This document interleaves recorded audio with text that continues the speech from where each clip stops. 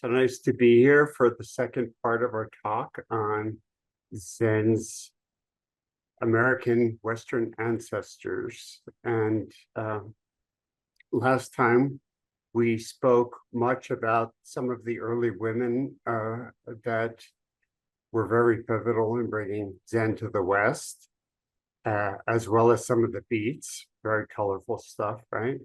And yeah, so I'm going to pick up more or less where we left off. The first person I want to introduce, probably many of you know, is Soen Nakagawa Roshi, who was the abbot of Ryutakuji Monastery in Japan, but took a big interest in what was happening in the United States, and would come over here and lead retreats frequently in the 60s and 70s. And he was one of these iconoclastic figures that I personally have a great fondness for. Even though he was the abbot of a major monastery, he was really known for his eccentricity. Many of you, some of you may have known him personally. He was good friends with Philip Kapleau, and they spent time together when Philip Kapleau was over in Japan.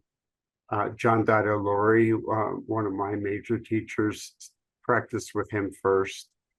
So practiced with Soen Nakagawa, and many other Americans will remember practicing with him. I'll just read a little bit from my book, One Bird, One Stone, which is where a lot of the source material comes from, some from personal accounts and some secondhand, some stories that I received from other people. I'll just give you a little overview for those of you who don't know him. From the 1960s through the early 80s, Soen Nakagawa came regularly to the States to lead sessions or sitting retreats when his responsibilities as the abbot of Ryutakuji in Japan would allow it. Soen Roshi, as his American students called him, was famed for his unconventional teaching methods, which were eccentric even by Zen standards. One often reported trick was the time he placed a pumpkin on his sitting cushion in the interview room during sesshin. He then called participants in for private interviews and hid behind a screen watching while the baffled students did their prostrations before the impassive board. Or he might don a mask and appear out of nowhere, then drop it to pronounce, "I've taken off my mask. When will you take off yours?" He loved to walk around New York City. He'd stare at the lighted skyscrapers. At their tops, he claimed he saw Buddha figures in the lights. "Look at the Buddha," he'd point. "Shining Buddha." He'd fill the sleeves of his robes with nuts and berries from Central Park or herbs growing from sidewalk cracks and add them to his bowl at the next meal. He loved the musical Fiddler on the Roof, and whenever he was asked a question about why some particular point of ceremony had to be done in a certain way, he'd burst into song, responding, "Tradition." Despite being the abbot of a major temple, he was also a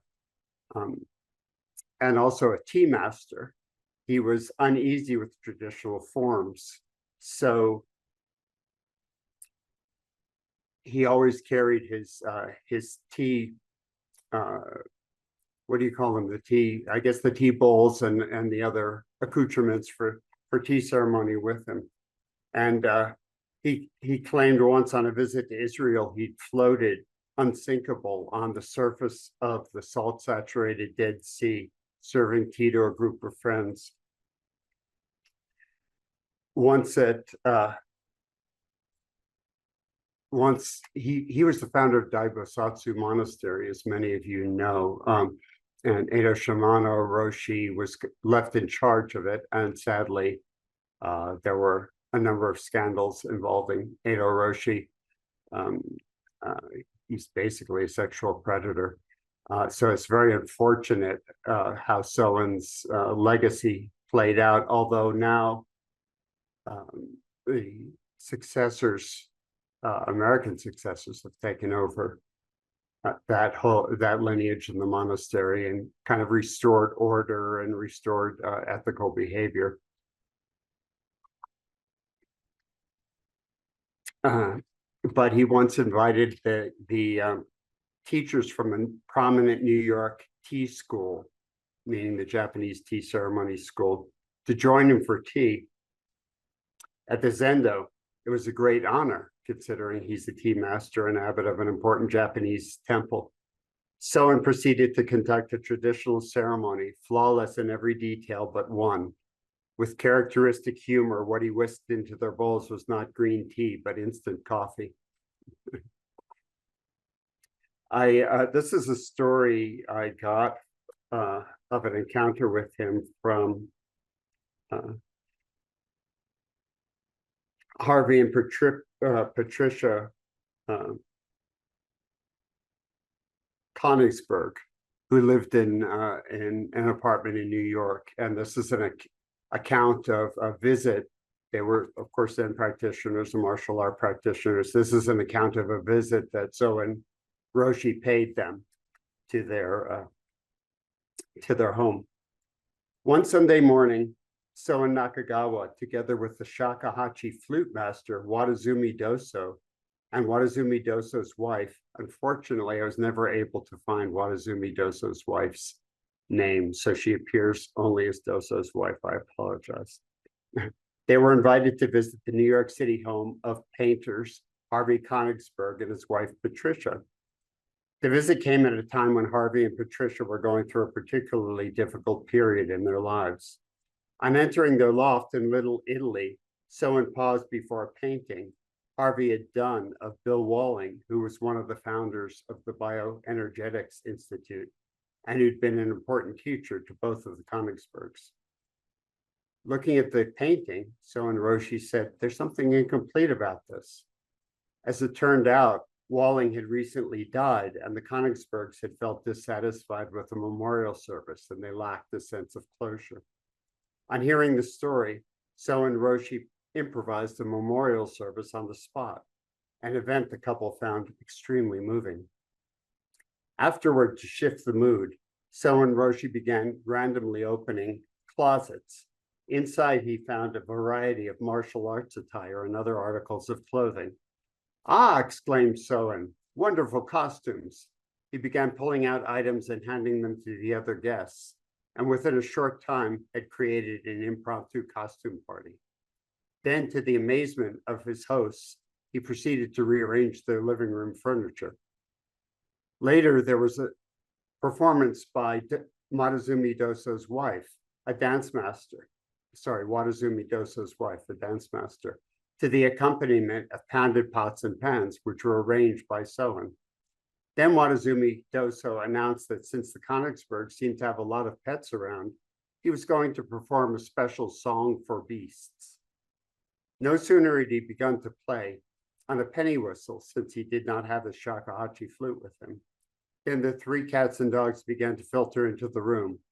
Ignoring the assembled human beings, they patted about Wadazumi Doso as he played. After the piece was finished, reports the Konigsbergs, he began a different song for human beings, and the animals all left. Although Soen Roshi had planned to spend only an hour or so, he ended up staying the entire day. The whole experience, remembers Harvey, was like a bombardment of light. And what about the furniture? The change lifted the feeling of the place entirely, Konigsberg told me. We never put it back. There's Peter Matheson also studied with Soen Roshi, and there's some wonderful accounts of his encounters with Soen Roshi in his book of Zen journal, Nine-Headed Dragon River. And I think there's also some of it in the opening pages to The Snow Leopard, which is wonderful, wonderful book if you haven't read it. An account of Peter Matheson's journey into a hidden place in the Himalayas where Westerners usually were not allowed to go. And it was at a time when he was really settling into his Zen practice, you could say. And so there's a lot about the Dharma in his accounts of going into this hidden realm in the Himalayas. A wonderful book. But he studied with Soen first, and so there's some wonderful stories, and he shares in that book.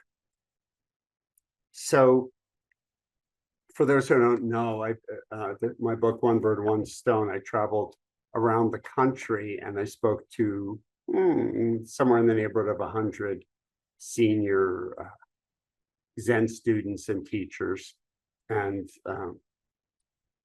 capturing their stories and quotes and such. And so I think of this, I call this book my miso soup for the soul. It's the idea of it was to make a collection of Zen stories.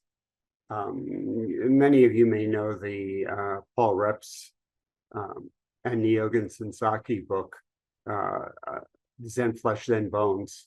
And it was a collection of Zen stories that was very influential in the 60s. Many of you may know it. And nobody had done one that was a collection of Zen in the West. And so that was the idea of the story. And that was the genesis of the book. And I wrote part of it at Zen Mountain Monastery. And John Daido Loori, who was my teacher at the time, wrote the introduction. And I wrote part of it in residence when I was there.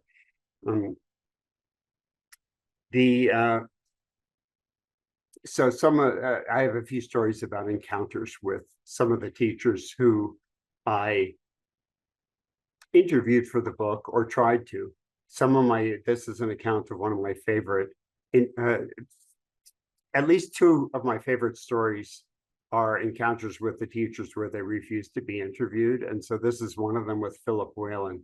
This kind of bridges from the stories I told last time about the beats and the early beat poets and writers who and the whole kind of underground that got interested in Zen and Buddhism in the late 50s and started bringing it out into the open. So it became more well known. Philip Whalen, who was one of the beat poets, later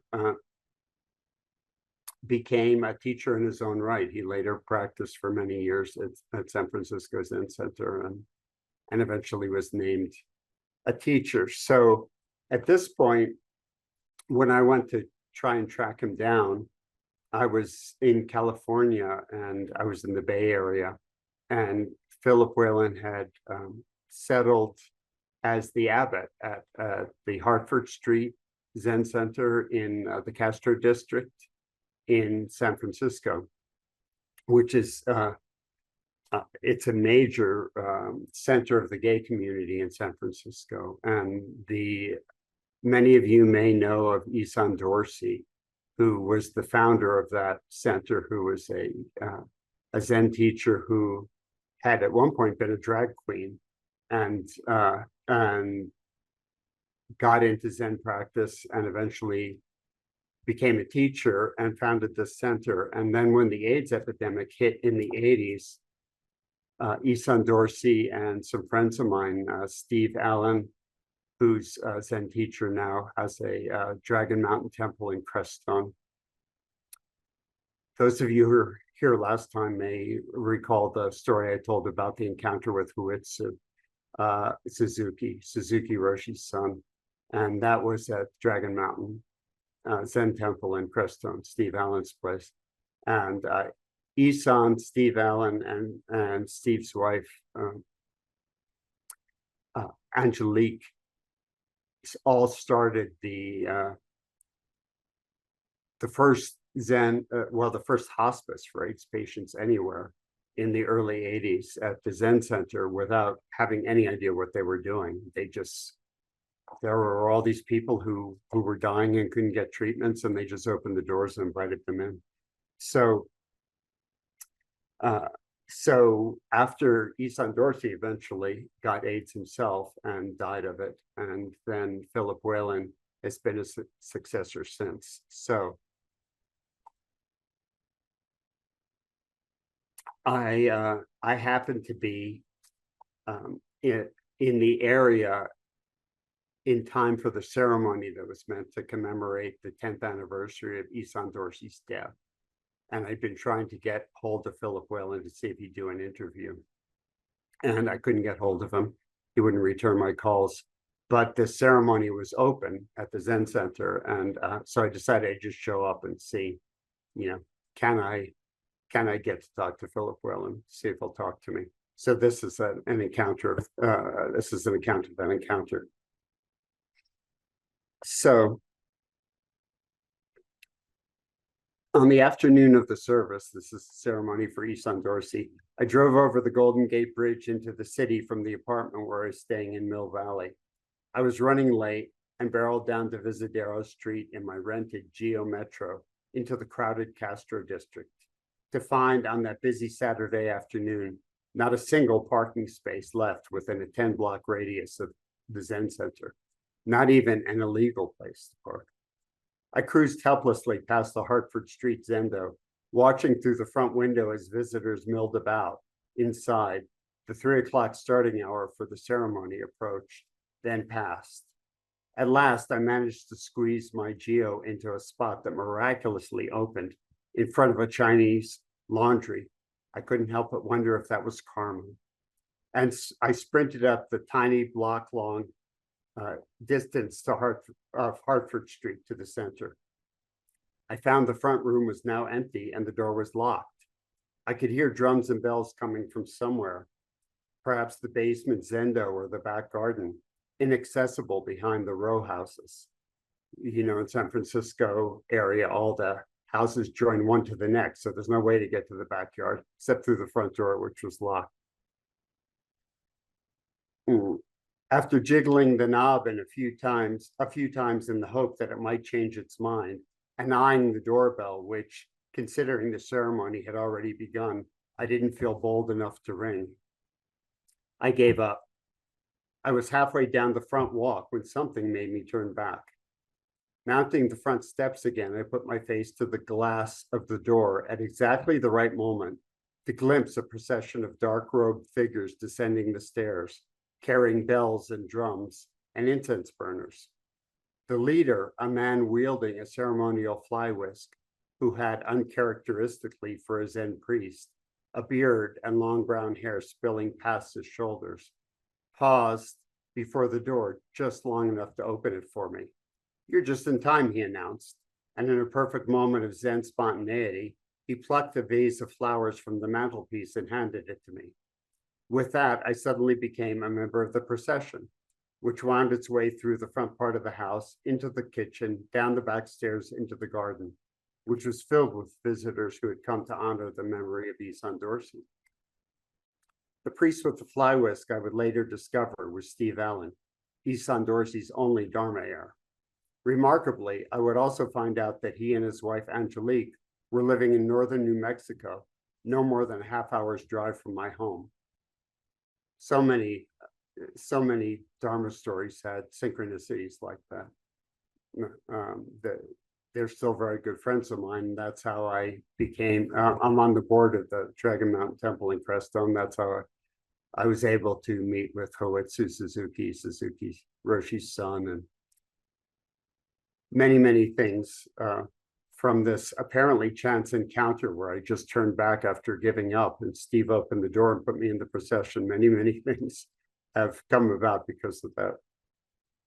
I won't go through all the details of what followed, the offering of incense, the prostrations and memorial poems, and my own stumbling foray to the altar to offer up the vase of flowers, which I'd clutched through the beginning of the ceremony, shifting my weight from one foot to the other while wondering what it was I was supposed to do. As you can imagine, I'm just dumped into the ceremony holding these flowers.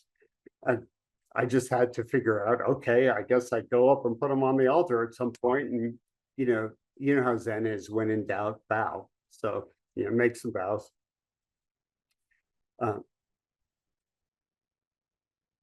However, several of the anecdotes I heard about Isan Dorsey that day from the storytelling session that started in the meditation hall have made their way into later portions of this book.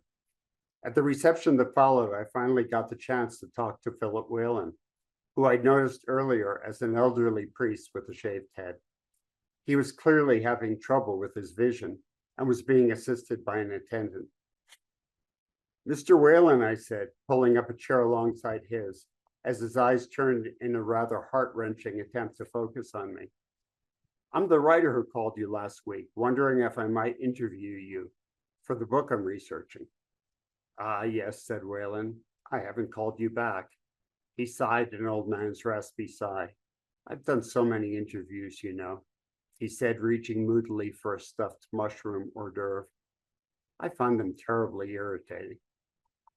So that's my refusal of an interview with Philip Whalen, which was, when things go wrong and you're a writer, when things go wrong and you're just in everyday life, well, they go wrong and sometimes they're terrible. But when you're a writer, anything that goes wrong makes for a good story, right?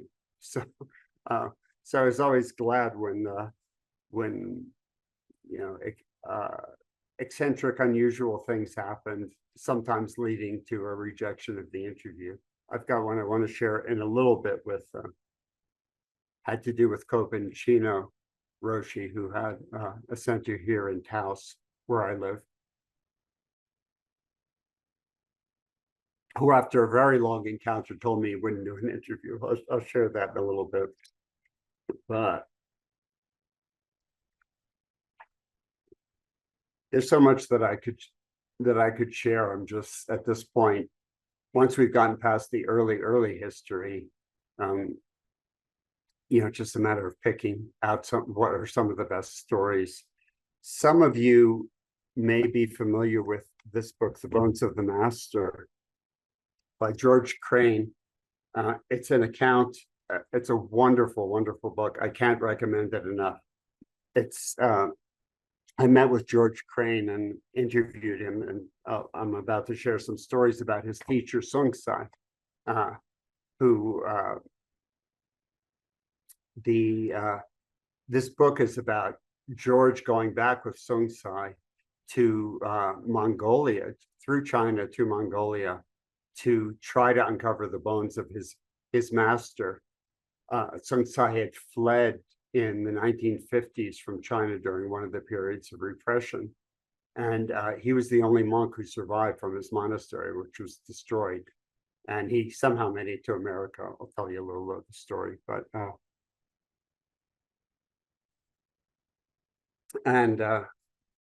he always wanted to go back and do a proper ceremony for his teacher's bones. So that's what the book is about. It's a remarkable book. Anyway, this is from my meeting with George Crane, who was Sung Sai's student and the writer of Bones of the Master. The most fascinating thing about Sung Sai, says writer George Crane, of his teacher and friend, the Chan, which I'm sure most of you know Chan is Chinese Zen, Chinese word for Zen. The Zen monk who escaped communist China in 1959 during the Great Leap Forward era of religious persecution. The most fascinating thing about Sung Sai is that he spends his whole life until he's 31 years old living in this mountain monastery at the edge of the Gobi Desert. For him, the 20th century does not exist. He lives 1,000 years ago. He's a 10th century man. All the things of the 20th century, electricity, automobiles, he knows nothing about. 16 months later, he slips under the barbed wire into Hong Kong. That 3,000-mile trip is amazing, but what he really does is he walks through time. He walks into the 20th century, and he does it with complete ease, with complete relaxation, and total acceptance. So I just want to tell you a little bit about Sung Sai's flight from 1,600 miles across China to get to Hong Kong into the West. And Buddhist monks were being killed, so he had to disguise himself. And there was a great famine happening at the time. And so to travel any great distance in China meant you were passing corpses along the road and starving people and groups of people that were trying to get to some kind of shelter and food, and just complete chaos. The way he made a lot of this trip was that he heard from some people who knew about these things that if you dropped onto the top of a train as it passed beneath a certain bridge, you could cling to the top and go a good long way across China. You couldn't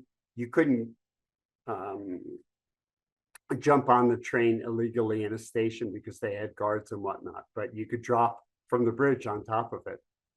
Now, you have to know that Sung Sai goes and does this, but he's never even seen a train before. He doesn't know what a train is, right? So he drops on top of this train, clings to it for who knows how many miles across China.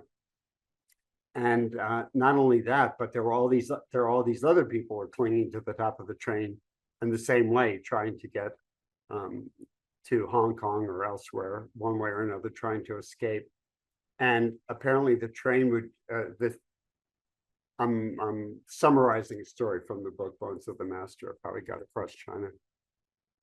But apparently the train went through many, many very, very low tunnels. And you had to just completely flatten yourself on the top of the car when it went through the tunnels, because there was almost no clearance, just top of the tunnels basically skimming his back. And of course, if you succumb to the temptation to try and look up and see what was going on, you'd hit the top and be swept off the train. And of course, that happened to many people. So I don't know about you all, but at age 31, having never seen a train before, dropping onto the bridge, from the top of a bridge on top of a train, clinging to it and going 1,000 miles across China, well, it's rather a daunting prospect, right? This is not your average human being who's got these sorts of inner resources to figure this out. Although he became revered as a Dharma master in Hong Kong, Sung Sai lived the quiet life of a hermit monk for much of the time since he arrived in the US in the 1960s, until his story came to light in Crane's book, The Bones of the Master. The book, well, I already told you that. I'll skip forward. Sung Sai had built his own cabin in upstate New York, where Sung Sai likes to write, meditate, and translate traditional Chinese poetry while trying to avoid seekers and the curious. He's also a doctor of Oriental medicine and performs occasional healings, as the editors of several publishing houses discovered when he and George Crane went to pitch the first 4 chapters of The Bones of the Master in hopes of funding their expedition to China. So this is this wonderful story George Crane told me about. He and Sung Sai going to see all these hoity-toity publishers in New York to try and get funding for their expedition to China and finish the book. They'd written a few sample chapters, right? Sung Sai was dressed for the occasion in his many times patched orange monk's robe, which he'd acquired in Hong Kong 30 years before, as well as a straw hat fixed with duct tape and a pair of battered Tai Chi shoes. Perhaps to reassure the editors that he could withstand the rigors of the journey which awaited them, he began at one of the publishing houses to demonstrate his youth and vitality. As Crane tells it, 16 publishers had expressed interest. We were sitting at one publishing house. The editor-in-chief was there with her new publisher. Sung Sai began to show them how young he was. Look at the skin on my arm. Very young, very pretty.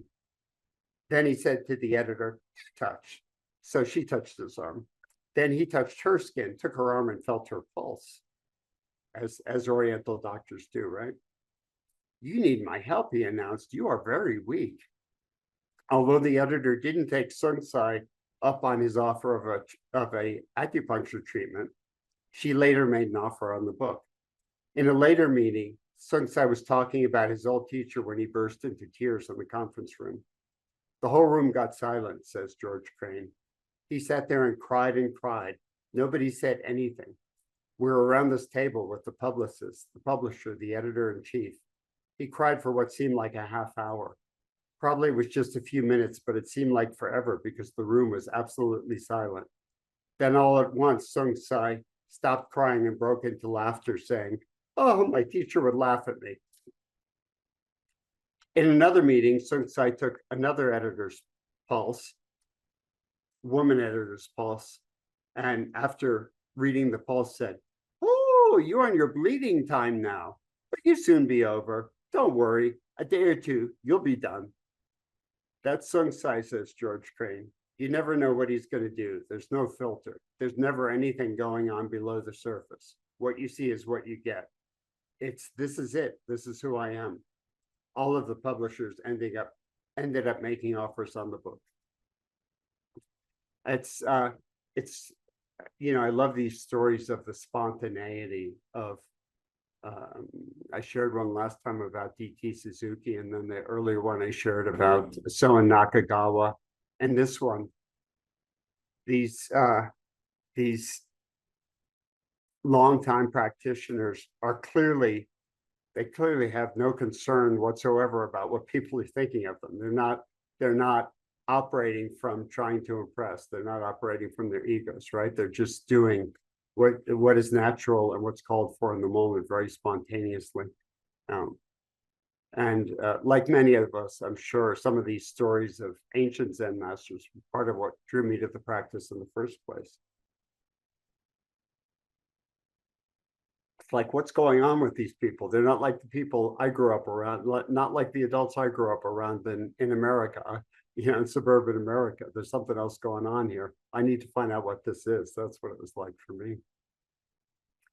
There's a story about another Chinese monk named Dei Chun, who lived in rural Tennessee.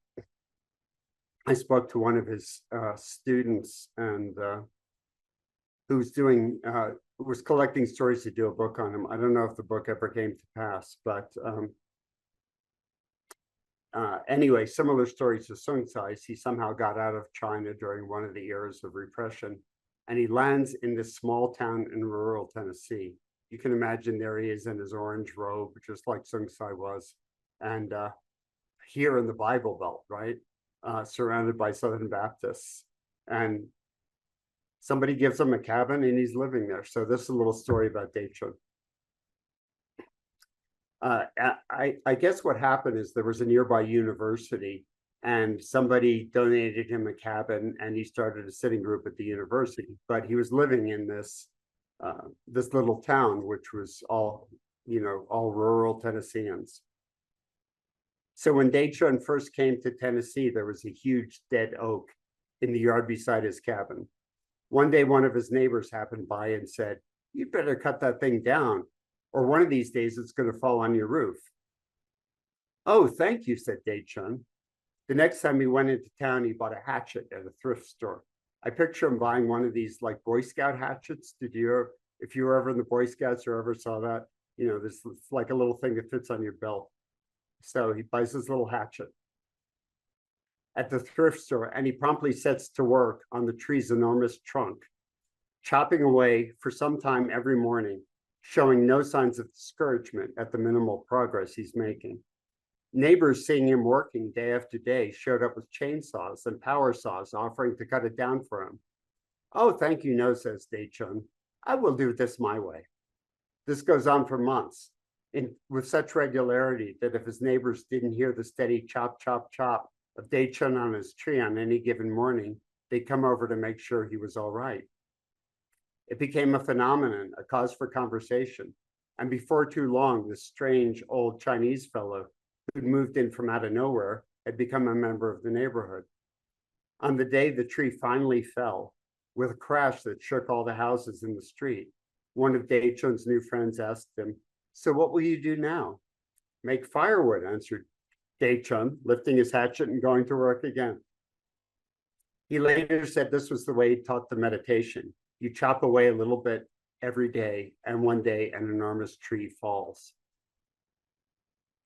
So again, this is one of these stories that strikes me. You know, if Dei-chun showed up in his Chinese monk's outfit and went door to door knocking on his neighbors' doors and saying, "Hi, I'm Dei-chun. I just moved in from out of the neighborhood. Hi, hello, I'm pleased to make your acquaintance." That would not be a way to be accepted, right? So,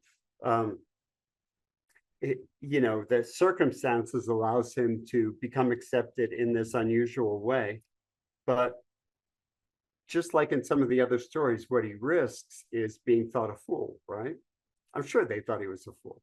They come up with a chainsaw. Why won't they, you know, come on, we'll cut this thing down in 20 minutes. But he insisted on using the hatchet, and it eventually worked. And it took so long and people got so interested. The next thing you know, he's friends with everyone, right? Kind of brilliant. All you have to be willing to do is look foolish, and you can go anywhere, right?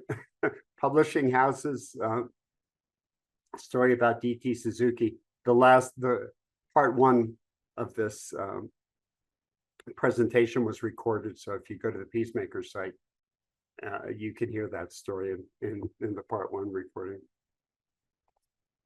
So let's see what I want to show next.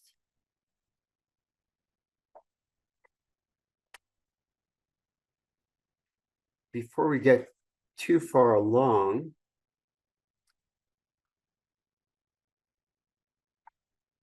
when I was you see my all my marks on on things I wanted to touch on, I didn't think to mark an Isan Dorsey story or two, considering we were talking about him. And I just want to take a moment here and find one of these. It's right in here somewhere.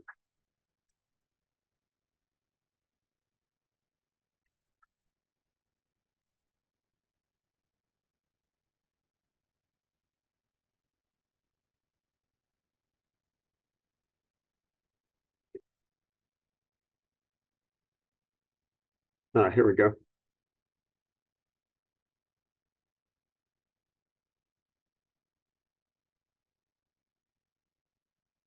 So an interviewer once asked Isan Dorsey about the relation between his work with the Maitri Hospice AIDS program and engaged Buddhism. Dorsey responded, "I don't understand what you mean by engaged Buddhism. If you fall down, I pick you up. If you cut your hand, I give you a Band-Aid. This is not engaged Buddhism. This is how we take care of each other." There's another story about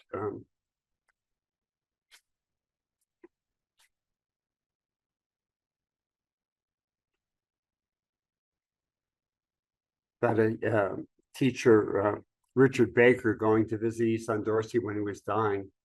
And he's sitting by his bedside and says to him, "Isan, I'm really going to miss you." And Isan says, "I'll miss you too. Are you going somewhere?" There's another story that's not in the book, which Steve Allen, who's Isan Dorsey's successor, told me. Let me see if I can recall it. One day they're coming home to the Zen Center in the Castro district on Hartford Street from somewhere they've been out, and there's a homeless man lying on the doorstep just right in front of the door, and he looks dead. And so they both drop to their knees next to the guy, and they're trying to see if he's breathing, and they can't even tell if he's breathing. And so Isan shakes him gently on the shoulder, says, sir, are you okay?" At which the man suddenly wakes up, leaps to his feet, gives a roundhouse punch to Isan's face and knocks him down, and then runs off. And as Isan's getting up, he says, "Isn't that just the way? You wake them up and they come out swinging." So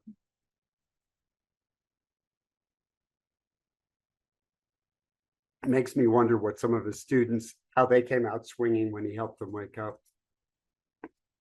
Well, here's another. No, I'll tell you what, before I read this one, I want to share the story about a meeting I had with Philip Kapleau, who many of you would have read The Three Pillars of Zen back in the 60s. Pretty much all we had for a little while was D.T. Suzuki and The Three Pillars of Zen to anyone who was getting interested in Zen in the early days. That was kind of the reading list. And probably most of you know Philip Kapleau story, but he got interested in Zen because he was actually part of the war crimes trials after the war. And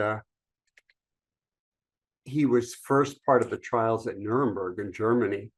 And he was struck by how the Nazis who were on trial were completely unrepentant and made no apology for what they did, the things they'd done, and arrogant, full of themselves. And in Japan, this is generality, of course, I'm not sure it was all like this, but he was struck by how so many people he spoke to took the attitude that Japan had done wrong, and therefore what they were receiving as far as the trials and such were karmic retribution for wrongs they had done. It was a whole different attitude. And he started to think, what's going on with these people, and he went back to the States after the trials, and I forget what he worked in, advertising or something, but he had ulcers and headaches and depression and anxiety, and he just was miserable in his life. And it just kept knocking at the back of his brain that what was going on with these people in Japan, what was going on with some of these people he met. And he eventually went back there and trained for many years, as most of you will know the story, many of you will, and eventually had the famous enlightenment experience, came back and started the Rochester Zen Center, which is one of the early Zen centers in America. And he wrote the book, Three Pillars of Zen, which was unique in the way we approach things these days, in that it really, he had trained with Rinzai teachers, and there was a big emphasis on breakthrough Satori Kensho experiences. And so his book definitely featured a lot of enlightenment experiences and that sort of thing, which was actually perfect for the times because it really attracted the attention of hippies, all the hippies who were trying psychedelics and were having big experiences on psychedelics. And this sounded like more of the same, except you didn't need the drugs. So it actually, we don't tend to emphasize enlightenment experiences now because people got too carried away with thinking they were going to be some kind of high and all they had to do is sit down and they'd be in this enlightened state. All the stuff, all the trappings that went with it. So most teachers these days downplay the importance of breakthrough experiences, but Kapleau's book really attracted attention because it had all these accounts of enlightenment experiences. Of course, everyone wanted them. But at the time that I went to see him, you couldn't see Philip Kapleau anymore because he had advanced Parkinson's disease, and he wasn't teaching. He was in pretty poor shape. He was still living at the Rochester Zen Center. His Dharma successors were running the place just perfectly well, and it's still an influential center to this day. But he was living on the grounds and being taken care of, and basically until he was ready to pass away. And so he was this kind of strange peripheral figure at the Zen Center who didn't really participate. He wasn't well enough to participate. But at Zen Mountain Monastery, where I practiced a lot and where I was working on part of the book, there was a monk, Aho, uh, who had been a uh, nurse and had actually taken care of Philip Kapleau at times when she originally trained with him when he was first ill. So she went to see him every so often. So I was able to get an invite to go with her to go see him. And then I was able to get a connection to one of Philip Kapleau's former close students, Rafe Martin, who had become a friend basically as Philip Kapleau retired from teaching. And the only reason Kapleau agreed to meet me and to talk to me for the book was that that I was coming with Aho, who he knew well, who had nursed him, and that Rafe Martin was going to be there to kind of help him remember what the details he couldn't remember. So that's the setup for this story. That happens at Rochester Zen Center. My first glimpse of Roshi Philip Kapleau, the grand old man of American Zen. In a certain way, he's one of the first ancestors. He's one of the first Americans who became a Zen teacher. Maybe the first. I don't know if there's anyone else really before him. So he might be like the, Bodhidharma who brought it back from Japan to here. My first glimpse of Philip Kapleau, the grand old man of American Zen, is like a dream, or better yet, a makyo, those delusive visions or hallucinations that sometimes afflict meditators during long periods of zazen. I'm standing by the reception desk in the front office of the Rochester Zen Center when the adjacent door, with its sign saying something like private quarters, please knock before entering, swings open, and as though in a scene from Waiting for Godot, 3 figures burst through it.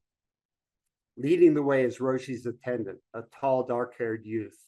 In the middle is an old man wearing, am I imagining this, some sort of grayish flannel union suit or pajamas without suspenders. And taking up the rear is my friend Aho, her white hair flying, who seems to be clutching those suspenders, or maybe it's a kind of harness arrangement to help the Roshi stay upright.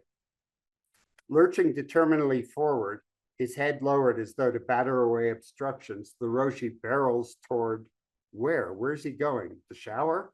While Aho shouts from behind him like a crazed cowboy, watch out, he's going, everybody out of the way, look at him go. The scene is so sudden and dreamlike, I can't catch all the details. All at once it's over as quickly as it began, and there's no one around to ask for an explanation or to confirm, in fact, that it happened at all. My drive with Aho from Zen Mountain Monastery through the Catskill Mountains of upstate New York had been perfect, winding through airbrushed gray hillsides of late fall, slopes filled with empty trees punctuated by stands of still changing color. We watched the sky with its change of season cloud wisps fading to purple, and finally dusky indigo as the evening rolled in. All of it having that larger than life sense one often feels when one has just ended session, which we had. Cindy Aho Green, who's my guide for this journey, is white-haired, 50-ish, with translucent skin like onion paper, and blue eyes you could dive into like a clear lake. Our destination felt to me like a place of pilgrimage. Philip Kapleau chose this unlikely industrial city at the edge of the Great Lakes in Western New York after making an extensive tour of America in search of the ideal location to start a Zen center. Katagiri said that he hoped the famously inclement weather would push his students to look inward. Known for many years as the boot camp of American Zen, the Rochester Zen Center was famous for its discipline and intensity of training, its emphasis on provoking kensho or enlightenment experiences, and its use of the kiyosaku or Zen stick to spur students into harder practice. Hardly used anymore, but widely used in Japan was the Zen stick. A lot of you who've trained it for many years will remember being hit with that stick in the early days.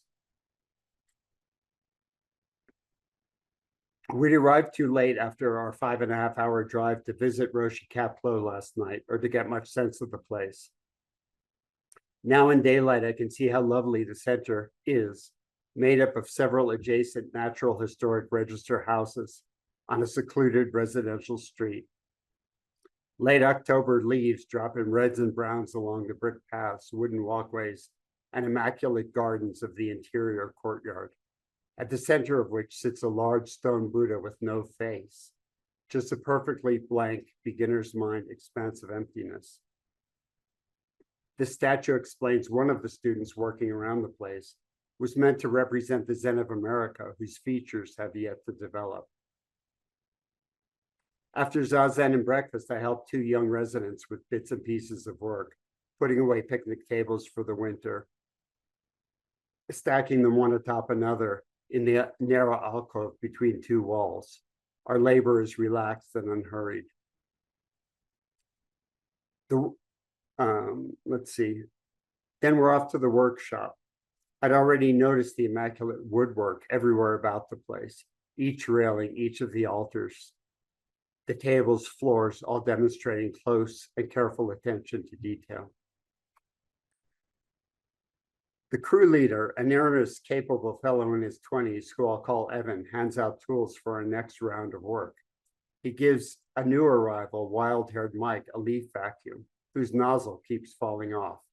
I'm relieved to find not everything about this place is perfect.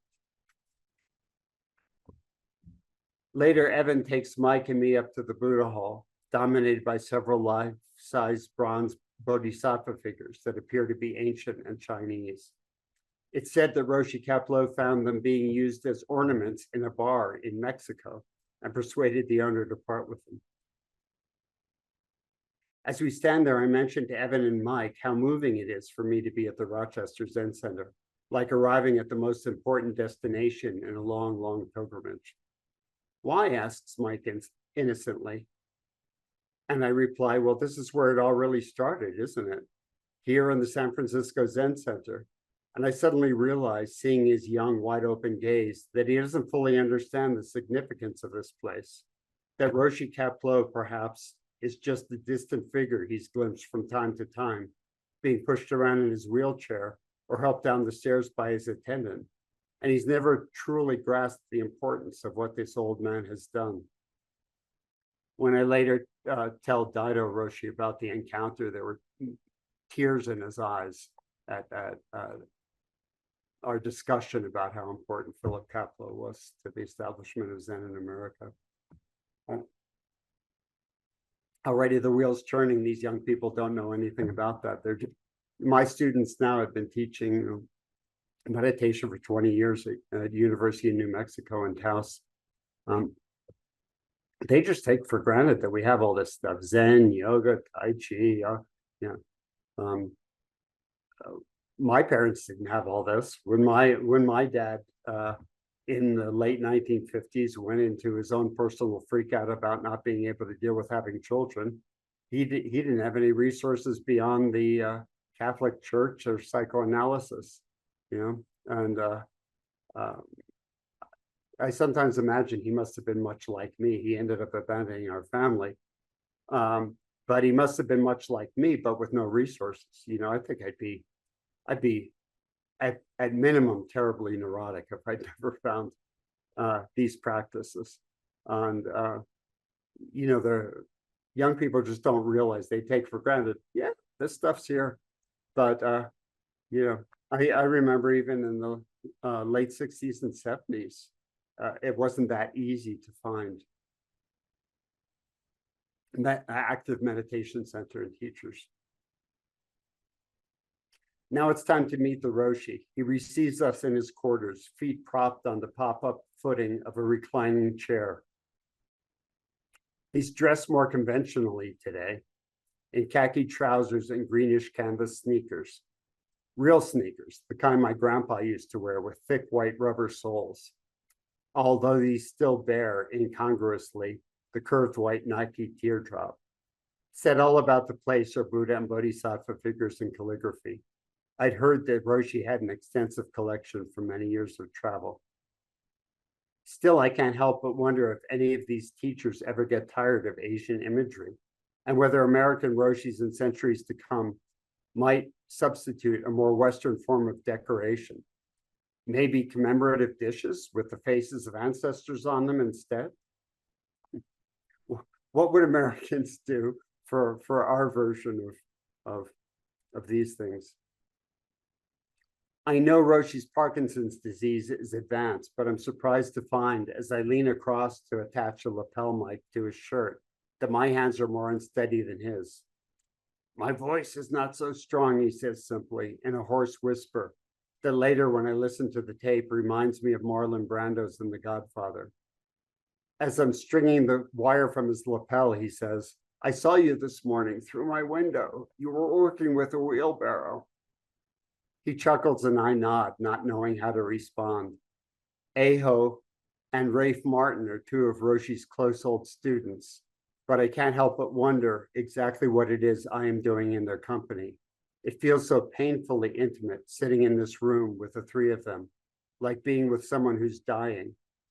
Actually, it is being with someone who's dying, I realize, though at age 88, Roshi Kapleau is displaying no need to hurry. Then, too, there's a sense about him of, I'm not going to let mortality ruin my day or yours, so let's get on with it. Rafe sits centered and silent as I test the recorder. Aho, who with her white cloud of hair and those clear blue eyes looks like a cloud herself, has that professional cheeriness of the career nurse and the comfortable presence of having known Roshi for a long, long time. The going is slow at first, as Roshi Kapleau gets warmed up, meandering through his mind, walking back in time. Rafe, who's a professional storyteller and uniquely suited to this task, helps fill in Roshi's words when he can't remember all the details. So there I was in the Zendo, says Roshi, with Bernard Phillips, and who was that, Rafe? Rafe puts in, the abbot, I think, was Soen Nakagawa, wasn't it, Roshi? Soen Nakagawa pulled you and Phillips aside and said, Kapleau says, they're repeating this famous story that's in the book, but has been retold elsewhere as well. Soen Nakagawa asks Roshi Kapleau, what did Christ say when he was on the cross? Rafe says, and you replied, my God, why hast thou forsaken me? Roshi Kapleau says, and Soen Nakagawa says, no. And then he asks Phillips, what did Christ say when he was on the cross? I don't tell the whole story here because it's earlier in the book, but I'll tell you. Basically, their first meeting with Soen Nakagawa, he asked them both. The person Kapleau was traveling with, Bernard Phillips, was a professor of religion and philosophy. And so he wanted to talk to the Roshi about philosophy, which, as you can imagine, was not going to go over big. And so the Roshi starts testing them and says, what did Christ say when he was on the cross? And Kapleau says, what, my God, why hast thou forsaken me? And so Nakagawa says, no. And he says, what did Christ say when he was on the cross? And Bernard Phillips says, well, that's what he said. He said, my God, why hast thou forsaken me? And so Nakagawa says, no. And then they tries them a few more times and they can't answer correctly. And finally, the two men say to Soen Nakagawa, okay, what did Christ say when he was on the cross? And Soen Nakagawa spreads his arms wide and cries in agony, my God, stop forsaking me, right? So he was looking for a little chutzpah, a little oomph, right? Christ wasn't there scratching his head and going, my God, what is that? You know, he wanted a real reply. They're like a symbiotic organism, Rafe and Philip Kapleau, student and teacher who have practiced so long together, sharing the same mind. After the story, Rafe asks Kapleau, didn't you used to travel with Soen Nakagawa? With Nakagawa Roshi, yes, Kapleau brightens at the memory. We developed a very wonderful friendship. He was 3 or 4 years older than I was, and he would take me to visit his friends. He had so many friends in every aspect of life. We used to call ourselves the two hobos. He sighs, I had such good friends in Japan. Rafe and Roshi Kapleau had met a few days before my arrival to decide which stories were the best ones to tell. So there's very little I have to do. Again, I have this feeling of unbearable intimacy, of sitting in on a conversation that's too private for me to listen to.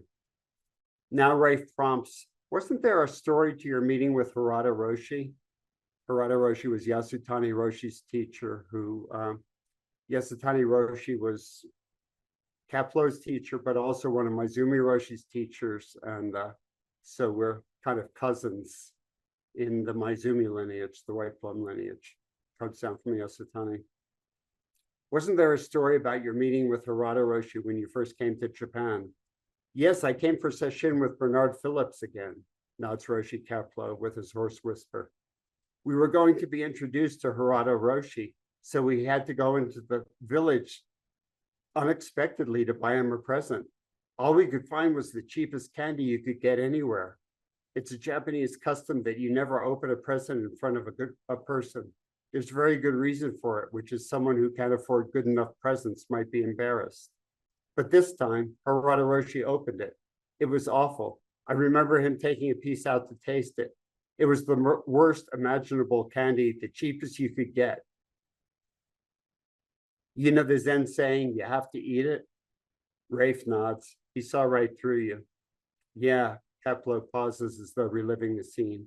I was still struggling with half lotus position.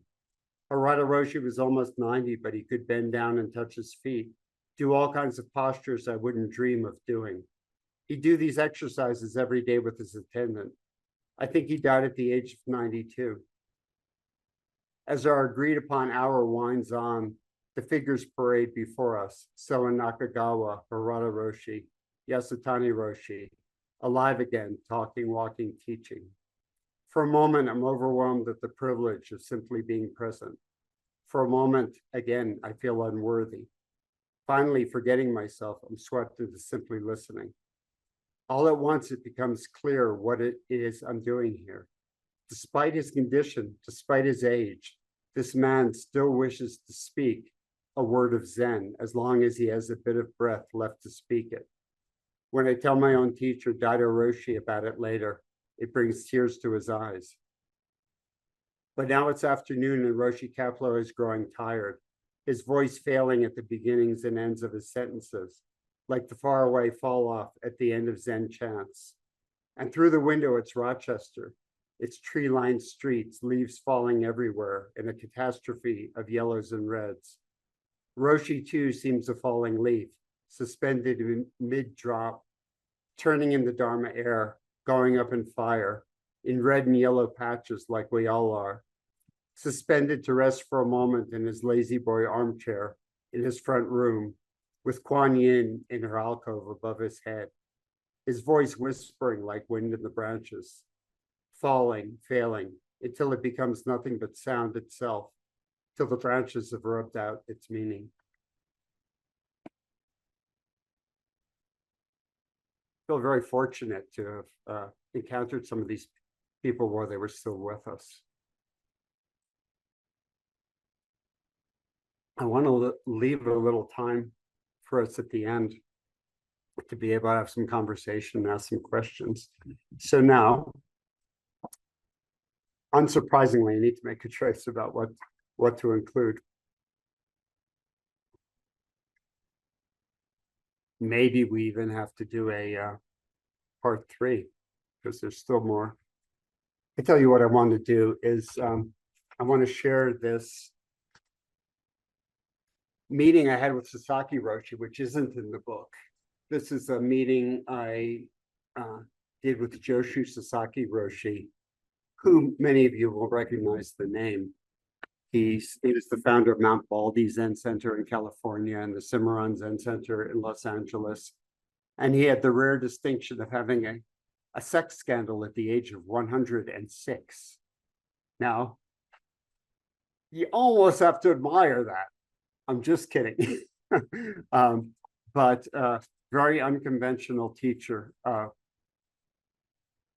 And I was assigned by Tricycle Magazine to do an interview with him at one of his Zen centers, which is called Bodhi Mandala in New Mexico, on the occasion of his 100th birthday. He was still in pretty good shape at 100. I have to say, just as a preamble before this, you know, he's a very controversial figure. One could say he's been disgraced. And yet it's a complex story, as many of you know, these stories are. You know, I've come to realize after many, well, 37 years in Zen practice and many disillusionments that teachers are people like the rest of us. And sometimes they make big mistakes, and sometimes they behave badly. And sometimes that still coexists with a good amount of insight, somehow spiritual insight. You know, when I first heard of some of the scandals that have gone around, like they have in every spiritual or religious community, I thought that anybody who didn't behave ethically must not be the real thing. But I've seen so much by now that I know very well that the real thing can somehow coexist with behavior that's not ethical. Sasaki Roshi is a case of it. So I did wonder about whether to share this, but it's such an interesting encounter. It makes a good story.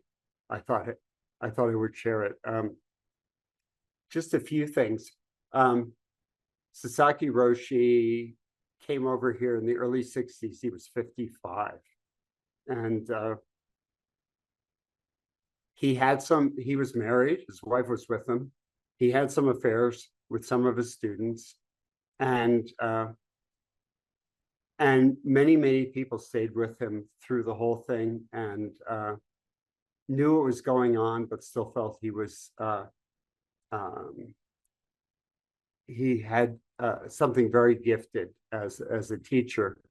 And you know, as I've been around the block and talked to many people, there's so many different stories.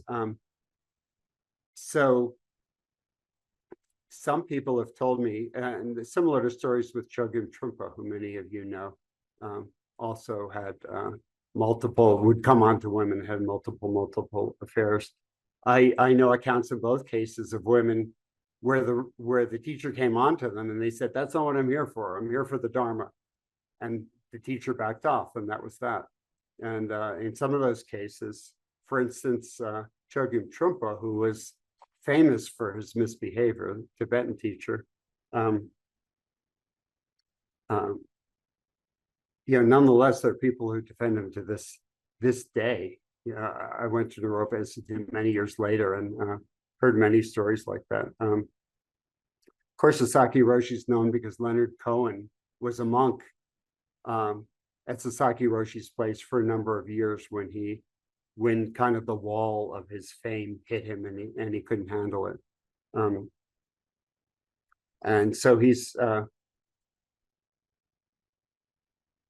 one person who really gained from his time with Sasaki.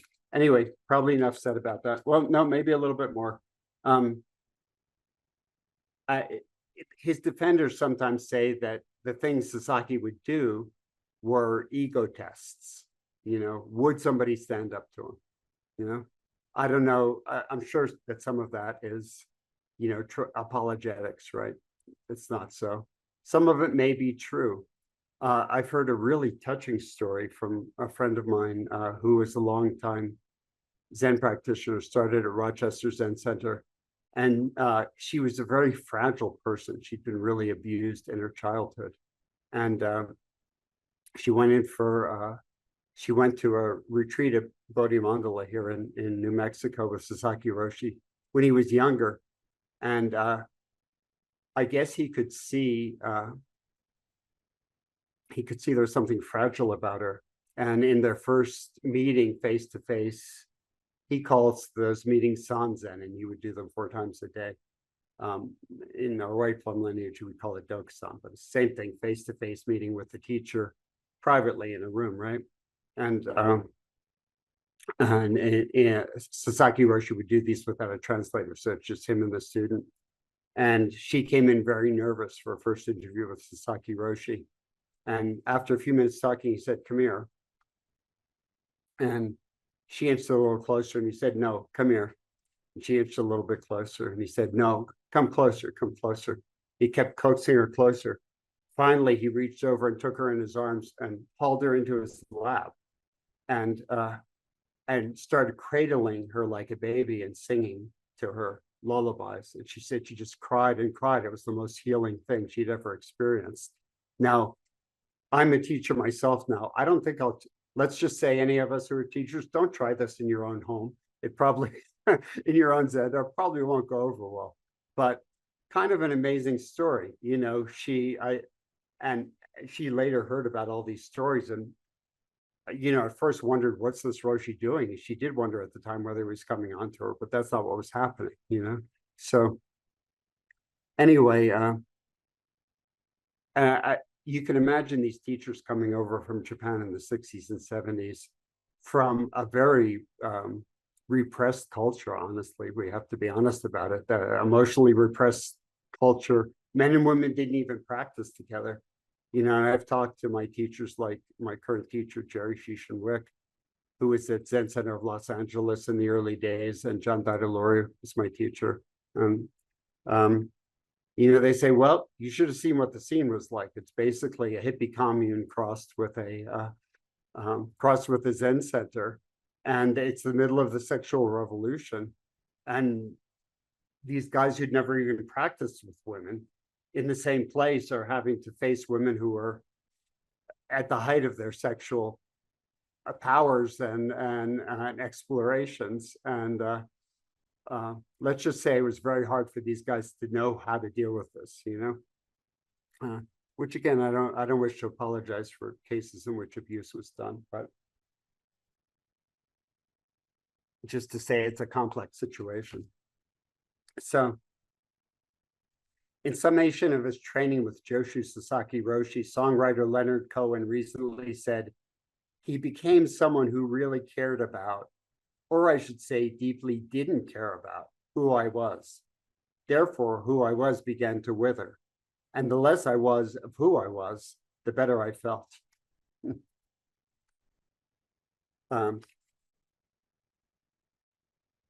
Sasaki Roshi famously said, if you want to explain enlightenment to Americans, you're going to have to make up a new language. And so when I went to, I did not expect to be able to interview him. In fact, I couldn't even get anyone at Bodhi Mandala on the phone. But I knew he was giving a public talk after the session they'd been in.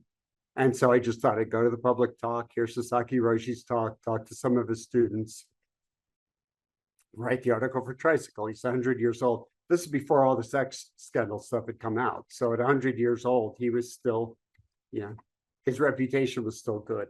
So many of you may know Shinzen Young, who's a Vipassana teacher. He was Sasaki Roshi's translator for many years.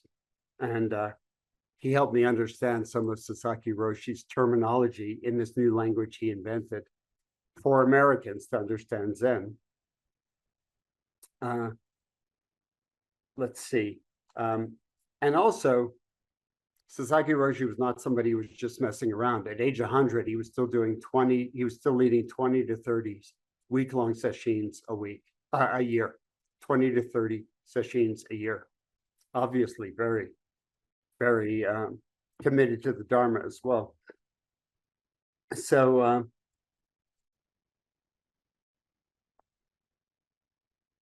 so here's a little account of how he speaks about Zen and also his appearance. In person, I find him softer of speech and much younger looking than expected as he's giving the talk.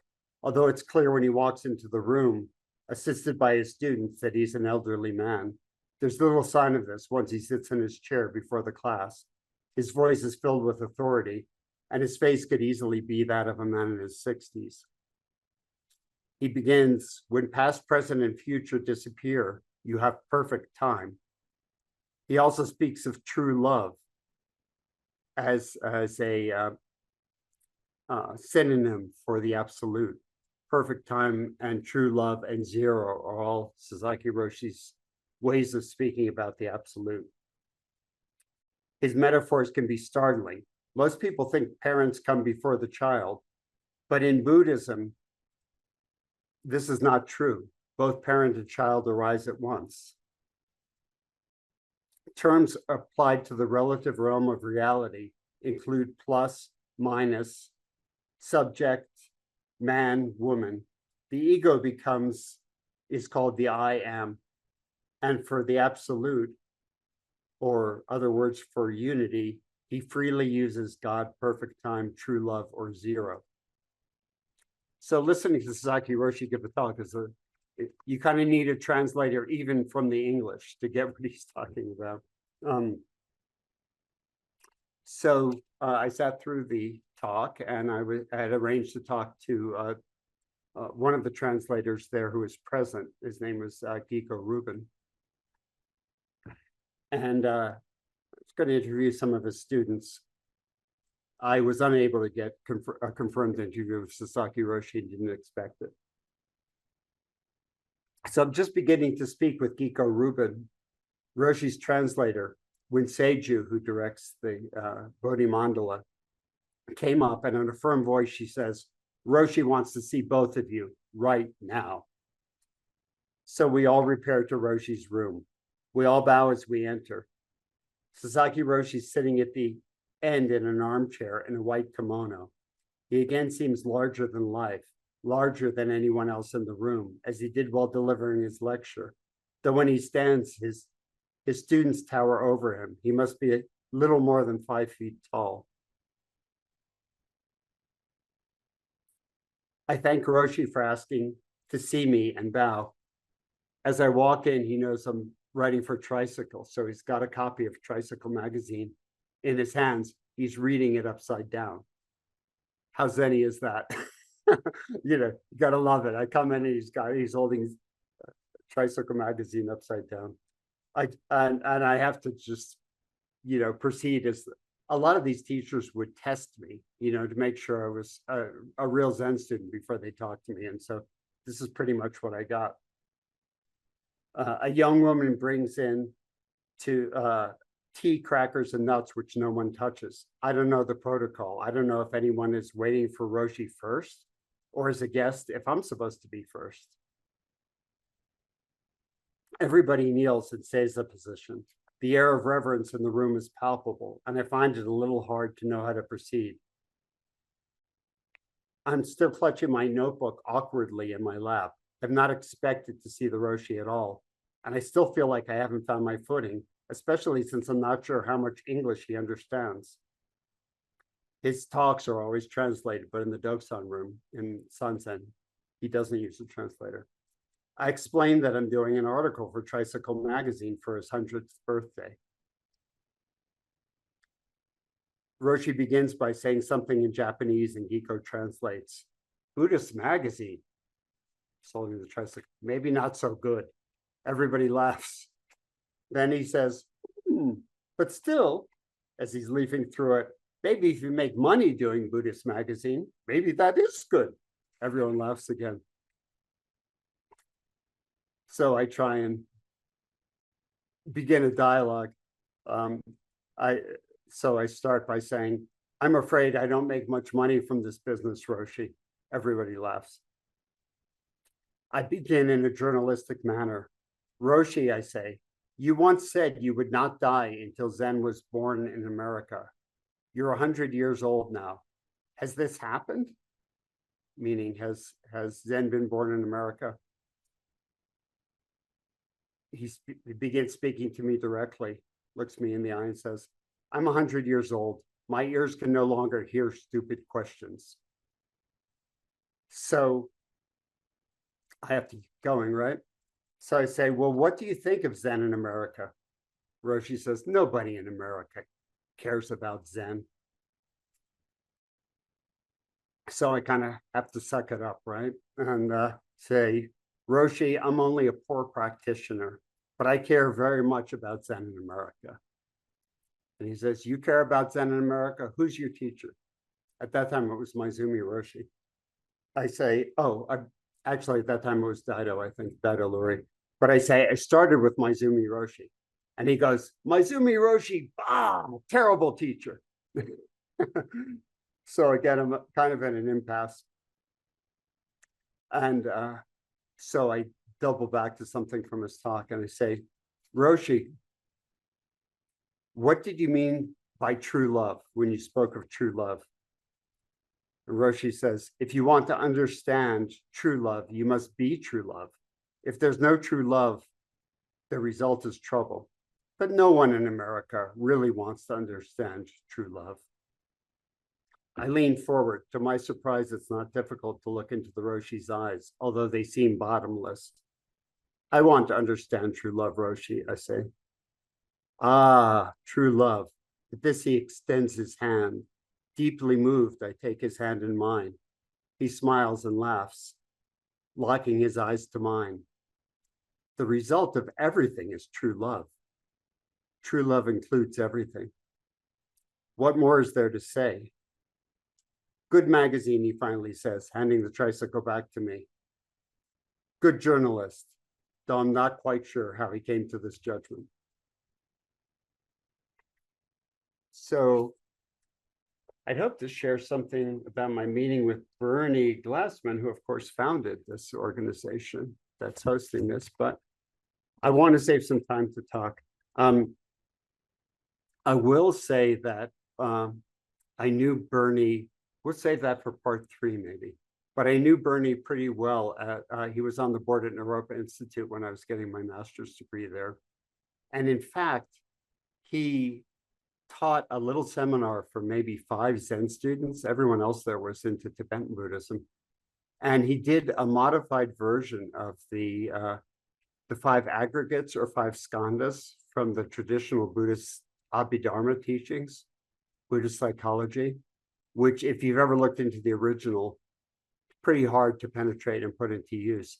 He did the simplified form that I've used ever since called the 5 conditions. And I've been doing presentations. I did one actually, maybe it's close to a year ago now for the Zen Peacemakers. And I've been doing workshops and presentations for other Zen centers about this. And my organization, my own nonprofit organization, which is called the Sage Institute. If you're interested, you could look up sagetaus.org, sagetaus.org.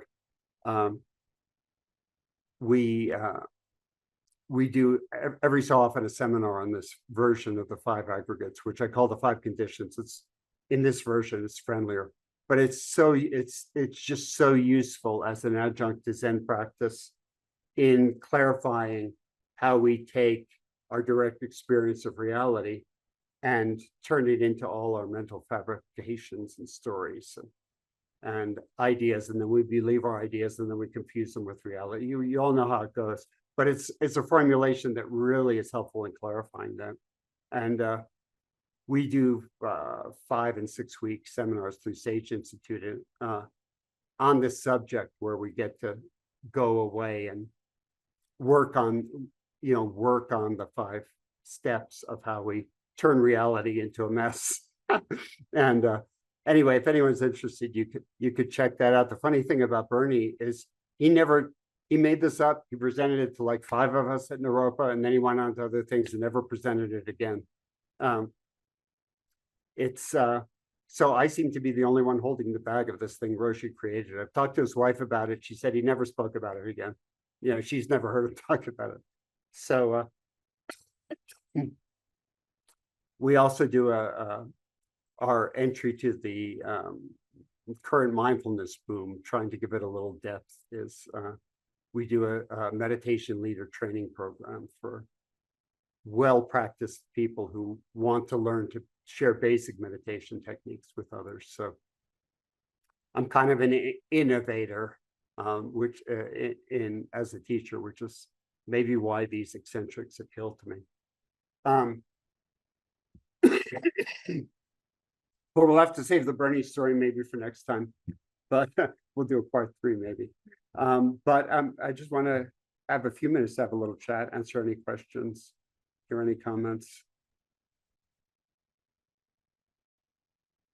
So feel free to raise your virtual hand or you can wave. I just looked at my recording from the last time. I can't resist using the same joke. Chloe, what is the sound of one virtual hand clapping? Nobody's been able to answer. Oh, here's Tyson. Questions or comments? I'm sure some of you have encountered some of these people we've been talking about, and or heard other stories. Yeah, Tetsudo, this is Tyson. Just Tyson, yes. 3 comments on your sharing. When I was at San Francisco Zen Center, and after I read the biography of Isan, somebody said, well, that was his room. So got a personal tour there and been to the gravesite of Kaplo Roshi up at Rochester Zen Center. Oh, you've But- made the pilgrimage. You've done Yeah. pilgrimage, yeah. But just about 3 weeks ago, I returned from a week-long session at Daibusatsu, and just to let you know, it's in a good way. And I have Soen's book, and I know Ido's story because our founder spent 7 years there, and so I just wanted to say that DBZ is doing well. I've heard that it landed on its feet finally. Yeah, it was I'm trying to remember one of the primary teachers' names, so I know Sherry. Sherry was Shingri. but I mean her English name, Sherry, was it? Oh, yeah.